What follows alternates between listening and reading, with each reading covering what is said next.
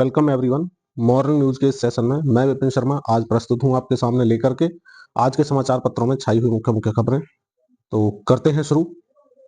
पहली खबर है, समग्र समावेशी विकास की दिशा में किए प्रयास आगे बढ़ाते हैं संवैधानिक आदर्श। राष्ट्रपति मुर्मू ने कहा, नागरिकों का जीवन सुगम बनाएं लोकतंत्र के तीनों स्तंभ।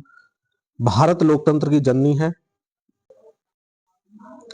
मुर्मू ने संविधान सभा के अध्यक्ष एवं प्रथम राष्ट्रपति डॉक्टर राजेंद्र प्रसाद और संविधान रचनाकार डॉक्टर बाबा साहब भीमराव अंबेडकर के योगदान का भी उल्लेख किया। राष्ट्रपति ने कहा, अंबेडकर की प्रगतिशील और समावेशी सोच की छाप हमारे संविधान पर अंकित है। संविधान सभा में बाबा साहब के ऐतिहासिक संबोधनों से यह तथ्य स्पष्ट होता है कि भारत लोकतंत्र की जननी है। राष्ट्रपति ने संविधान सभा की 15 महिला सदस्यों के योगदान का भी स्मरण किया। राष्ट्रपति द्रौपदी मुर्मू ने संसद के केंद्रीय कक्ष में अपने संबोधन के दौरान आह्वान किया कि कार्यपालिका, विधायिका, न्यायपालिका को मिलकर नागरिकों के जीवन को सुगम बनाना चाहिए। तो उन्होंने कहा, देश के सबसे पवित्र ग्रंथ की मूल भावना यही कहती है, समग्र और समावेशी विकास की दिशा में किए जाने वाले प्रयास हमारे संवैधानिक आदर्शों को आगे बढ़ाते हैं। हमने जो सबक सीखे हैं उसे अगली पीढ़ी तक पहुंचाएं। रेलवे में 18,799 पदों के लिए 29 तक परीक्षा। रेलवे भर्ती board RRB assistant loco pilot की सीबीटी 1 परीक्षा मंगलवार से शुरू हो गई। पहले दिन की परीक्षा में शामिल अभ्यर्थियों ने बताया कि समयाभाव के कारण सभी प्रश्नों का जवाब नहीं दे सके। 60 मिनट में 75 वस्तुनिष्ठ प्रश्नों का जवाब देना था। गलत उत्तर के लिए 1/3 कम करने का प्रावधान है। परीक्षार्थियों ने बताया कि सामान्य ज्ञान और सामान्य विज्ञान खंड के प्रश्न आसान और मध्यम स्तर के थे। राष्ट्रीय और अंतर्राष्ट्रीय घटनाक्रम, महत्वपूर्ण तिथि, पुस्तक व उनके लेखक से संबंधित प्रश्न भी पूछे गए थे। गणित खंड में लाभ हानि प्रतिशत, क्षेत्रमिति, ज्यामिति आदि ज्यादा प्रश्न थे। रीजनिंग ने परीक्षार्थियों को ज्यादा परेशान किया। इसके माध्यम से 18,799 पदों पर नियुक्ति होनी है। अगर आप भी इस परीक्षा में शामिल होने वाले हैं तो ऑल द बेस्ट आप सभी के लिए। पीडीएफ फाइल में है ई कार्ड तभी ओपन करें, बहुत बड़ी खबर है। 1-2 दिन पहले की न्यूज में भी ये दिखाई थी कि व्हाट्सएप पर शादियों का कार्ड भेजने का जोर चल रहा है। इस टाइम एपी के फाइल को लेकर कई शहरों में जारी हो चुका है अलर्ट। फाइल खोलने पर हैक हो जाता है मोबाइल और आपका मोबाइल भी हैक हो सकता है। शादियों का सीजन जो है वो चरम पर चल रहा है। इसके साथ ही एक ट्रेंड भी जोरों पर है, वह है शादी कार्ड का भेजना। लोग इसे निमंत्रण मानकर दावत में शामिल हो रहे हैं, लेकिन इस ट्रेंड को साइबर अपराधी तेजी से स्कैम में बदल रहे हैं। वह अनजान नंबर से शादी के कार्ड की फाइल भेजकर लोगों का फोन हैक कर रहे हैं और इसके बाद खाते से रकम भी उड़ा रहे हैं। इस फाइल को छूना मत। अगर आपके मोबाइल पर शादी के कार्ड के नाम पर एपी के फाइल आती है तो इसे छूना मत, क्योंकि इसे खोलने के बाद साइबर अपराधी आसानी से आपका मोबाइल फोन हैक करके आपके बैंक खाते से रकम निकाल सकते हैं और इस स्कैम की आपको कानो कान खबर भी नहीं होगी। यूपी के कई शहरों में ऐसी घटना होने पर पुलिस ने लोगों को इस तरह की एपी के फाइल को लेकर अलर्ट जारी किया है। आज के समय में लोगों के पास घर घर जाकर शादी का कार्ड भेजने का समय नहीं है, इसलिए वह ई कार्ड भेजते हैं और इसी का फायदा साइबर अपराधी उठाते हैं। ई कार्ड आने पर इसे करें फॉलो। शादी का ई कार्ड पीडीएफ फाइल है तो इसे खोला जा सकता है। एपी के फाइल है तो इस लिंक पर क्लिक नहीं करना है। अगर किसी जानने वाले के नंबर से यह फाइल आई है तो उसे फोन करके पहले पुष्टि जरूर कर लें। अननोन नंबर से आने वाले ऐसे मैसेज को इग्नोर करना सही रहेगा। अपने परिवार और दोस्तों को इस जानकारी से अवगत जरूर कराएं। यह है प्ले प्रोटेक्ट फीचर की हेल्प लेने का प्रोसेस। सबसे पहले स्मार्टफोन पर गूगल प्ले स्टोर को ओपन करना होगा। अपने प्रोफाइल आइकन पर क्लिक करना होगा। मेन्यू में जाकर प्ले प्रोटेक्ट ऑप्शन में क्लिक करना होगा। प्ले प्रोटेक्ट के बाद स्कैनिंग वाला पेज ओपन करना होगा। इस पर बने स्कैन बटन को भी क्लिक करना होगा। नंबर आगे नेक्स्ट है, फोन स्कैनिंग के दौरान स्कैनिंग इन प्रोग्राम नजर आएगा, तो स्कैनिंग इन प्रोग्रेस लिखा नजर आएगा। अगर फोन के भीतर कोई हार्मफुल ऐप या हाइड एप्लीकेशन नहीं होगी तो नो हार्मफुल ऐप फाउंड पर का स्टेटस लिखा नजर आएगा। यदि यह स्टेटस नहीं नजर आता है तो हार्मफुल ऐप की जानकारी स्क्रीन पर भी दिख जाएगी।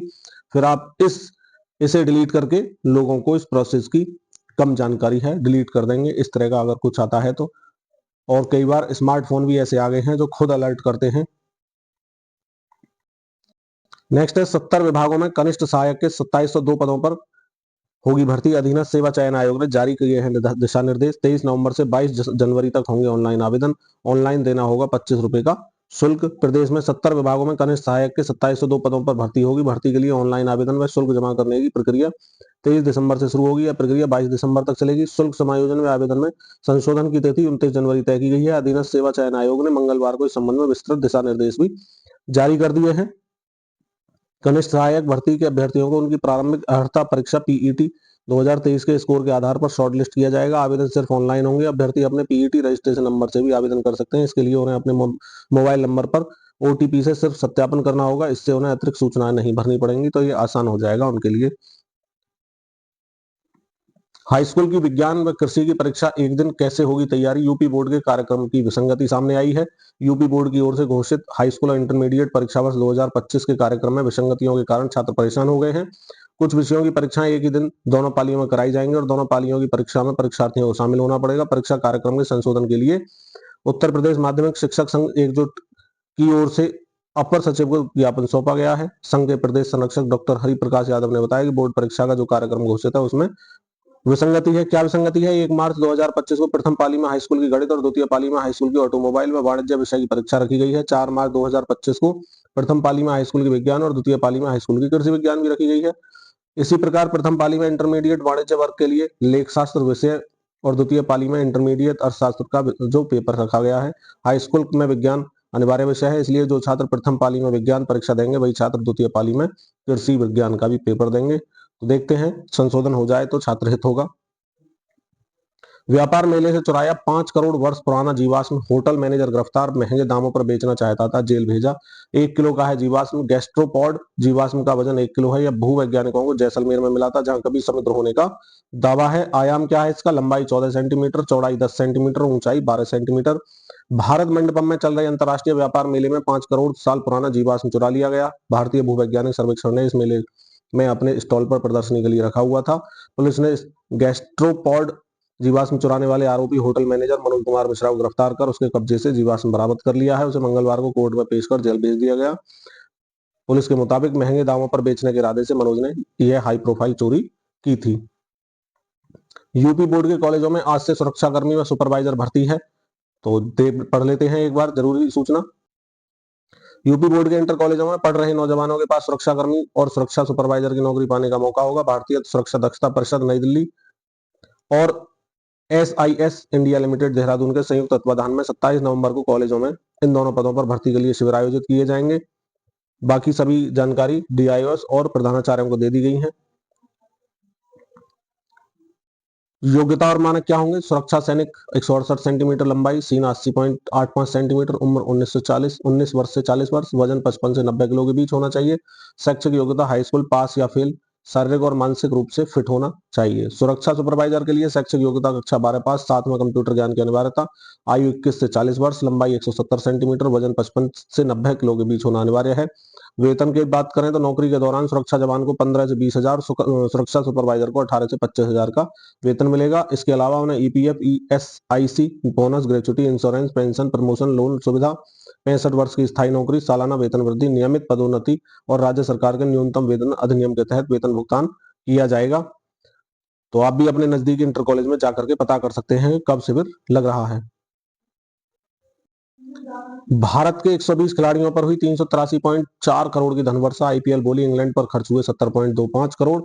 IPL का सीजन आने वाला है, आपको पता ही है। भारत के 120 खिलाड़ियों के लिए 383.4 करोड़ रुपए की राशि खर्च की गई है और इंग्लैंड के 12 खिलाड़ियों के लिए 70.25 करोड़, ऑस्ट्रेलिया के 13 खिलाड़ियों के लिए 66.7 करोड़, दक्षिण अफ्रीका के 14 खिलाड़ियों के लिए 47.5 करोड़, न्यूजीलैंड के 7 खिलाड़ियों के लिए 29.05 करोड़, अफगानिस्तान के 6 खिलाड़ियों के लिए 21.95 करोड़, श्रीलंका के 6 खिलाड़ियों के लिए 13.95 करोड़, वेस्ट इंडीज 4 खिलाड़ी हैं 6.35 करोड़। उम्र के हिसाब से भी खर्च की डिटेल दी गई है, आगे देखते हैं। पेन 2.0 की सुविधा अगले वर्ष से पुराने बदलवाना जरूरी नहीं होगा। आयकर विभाग का कहना है कि पेन 2.0 की सुविधा अगले साल से शुरू होगी। हालांकि जिनके पास पहले से पैन कार्ड है उन्हें 2.0 के लिए आवेदन करने की जरूरत नहीं है। मौजूदा पैन कार्ड पर ही 2.0 के तौर पर वो काम करेगा। अगर पहले से मौजूद पैन कार्ड में नाम, पता, उम्र जैसा बदलाव करना है तभी पैन कार्ड बदलने की जरूरत होगी। QR कोड वाले पैन कार्ड को लेकर विभाग का कहना है QR कोड कोई नया फीचर नहीं है। पैन कार्ड में QR कोड की शुरुआत 2017 से 18 में हो गई थी, लेकिन जिनके पास बिना QR कोड वाला पैन कार्ड है वो चाहें तो QR कोड वाले पैन कार्ड के लिए मौजूदा 1.0 प्रणाली के तहत भी आवेदन कर सकते हैं।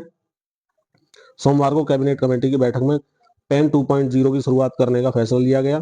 विभाग का कहना है कि पेन 1.0 और पेन 2.0 के बीच मुख्य फर्क सिर्फ इस बात का होगा, अभी पेन और टेन संबंधी सेवाएं 3 अलग अलग पोर्टल से संचालित होती हैं। अगर फिजिकल पैन कार्ड है लेना है तो उसके लिए देने होंगे 50 रुपए। नए पैन कार्ड के लिए या फिर पुराने पैन कार्ड में किसी प्रकार के बदलाव के लिए आवेदन करने पर कोई शुल्क नहीं लिया जाएगा। और पंजीकृत ईमेल के जरिए ई पैन पहले भेजा जाएगा। फिजिकल पैन कार्ड के लिए आवेदक को 50 रुपए का अतिरिक्त शुल्क देना पड़ेगा। पैन 2.0 की सुविधा शुरू होने पर सभी जानकारी के लिए अलग से एक कॉल सेंटर की भी स्थापना की गई है। रोजगार की तलाश में रहने वाले अभ्यर्थियों के लिए नॉर्थ वेस्टर्न रेलवे में 1791 अप्रेंटिस पदों पर भर्ती है। 10 दिसंबर 2024 अंतिम तिथि है। शैक्षणिक योग्यता किसी मान्यता प्राप्त बोर्ड या संस्थान से 10वीं और अन्य समकक्ष योग्यता। अधिक जानकारी के लिए आप rrcjaipur.in पर एक बार जाकर सर्च कर सकते हैं। जूनियर स्टेनोग्राफर के और अन्य पद हैं OSSC में। 12 दिसंबर अंतिम डेट है और इसमें 12वीं और उसके समकक्ष योग्यता होना है। OSSC.gov.in पर अधिक जानकारी के लिए सर्च कर सकते हैं। ITBP में 526 कांस्टेबल और अन्य के पद हैं। 14 दिसंबर 2024 अंतिम तिथि है और किसी मान्यता प्राप्त विश्वविद्यालय या संस्थान से अधिसूचना में वर्णित वांछित समकक्ष योग्यता। तो अधिक जानकारी के लिए recruitment.itbp.olice.nic.in पर संपर्क करें। KGMU में जगह है 332 टेक्निकल ऑफिसर एवं अन्य। 31 दिसंबर अंतिम तिथि। ज्यादा जानकारी के लिए kgmu.org पर संपर्क करें। चंद्रयान के बाद अब शुक्रयान की तैयारी हो चुकी है। शुक्र को कहा जाता है पृथ्वी की जुड़वा बहन, ये तो आप जानते होंगे। जनरल नॉलेज का सवाल पहले से चला आ रहा है। 2035 तक हो जाएगा भारत का अंतरिक्ष स्टेशन। अंतरिक्ष में एक और छलांग की तैयारी चल रही है। अंतरिक्ष क्षेत्र में एक के बाद एक कीर्तिमान रच रहे इसरो की नजरें अब शुक्र ग्रह पर। पिछले साल 23 दिसंबर को चंद्रमा के दक्षिणी ध्रुव पर सॉफ्ट लैंडिंग कर इतिहास रचने वाले भारत ने शुक्रयान मिशन की तैयारी शुरू कर दी है। इसे 2028 में लॉन्च किया जाएगा। वैज्ञानिकों ने पता लगाया मोटापे से कैसे बढ़ता है डायबिटीज का जोखिम। वैज्ञानिकों ने इस बात का पता लगाया कि मोटापे से कैसे टाइप 2 डायबिटीज का खतरा बढ़ जाता है। शोध का निष्कर्ष सेल रिपोर्ट्स में प्रकाशित हुआ है। अमेरिकी शोधकर्ताओं ने दावा किया है इससे टाइप 2 डायबिटीज और क्रॉनिक बीमारियों के उपचार में सहूलियत मिलेगी। संविदा सफाई कर्मियों का मानदेय तय हो चुका है। 412 रुपए प्रतिदिन की न्यूनतम मजदूरी तय की है श्रम विभाग ने। नगर आयुक्तों और अधिशासी अधिकारियों को निर्देश जारी हो चुका है।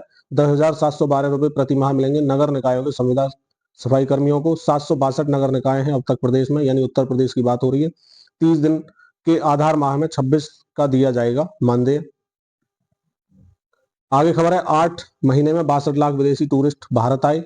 एक आंकड़ा पेश कर रहे हैं।